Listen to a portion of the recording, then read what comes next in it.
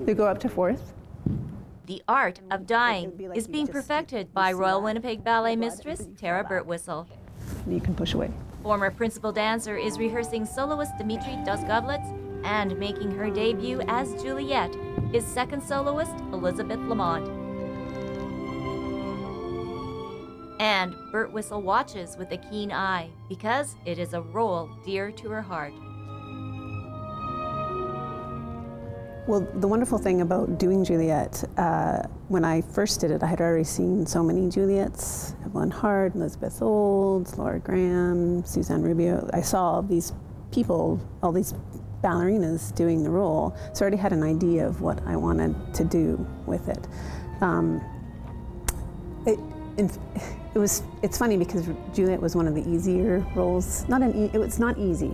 But for me, I love when I dance to be a character, and Juliet, this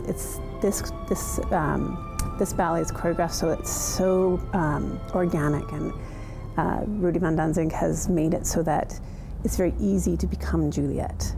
So usually on this side. Let's see. Lamont did not have the fortune, like Birtwhistle, to see many other ballerinas perform Juliet. Okay. But the wide-eyed ingenue is ready to make this role her own.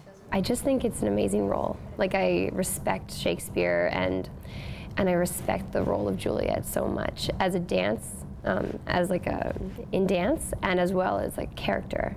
She's so brave, and there's so many things that when I'm reading the character or when I'm dancing the character, I feel so much.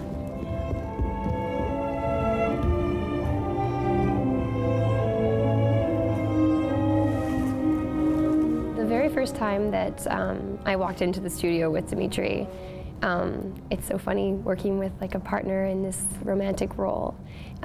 It's almost like a first date. Like, it's kind of awkward at first, and people come in with like their own ideas and expectations of what it's going to be like, and it's so romantic. You can't just all of a sudden just go straight in and just dance the whole balcony pas, even though the music makes you want to.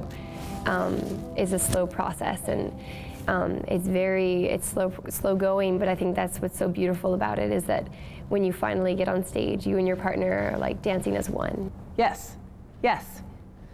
And also you're losing this a little bit. I felt like I was more of a guide rather than teaching her what to do. And it's been a process. Like, if I wish we should have videoed stuff from the very beginning so that we could see the progression of her character and her technique and how she thinks about things. I've already worked with Tara quite a lot, but I've never worked with her like one-on-one. So it's completely different when you're in a studio and there's a coach there, and they're really giving you all of the things that they've learned.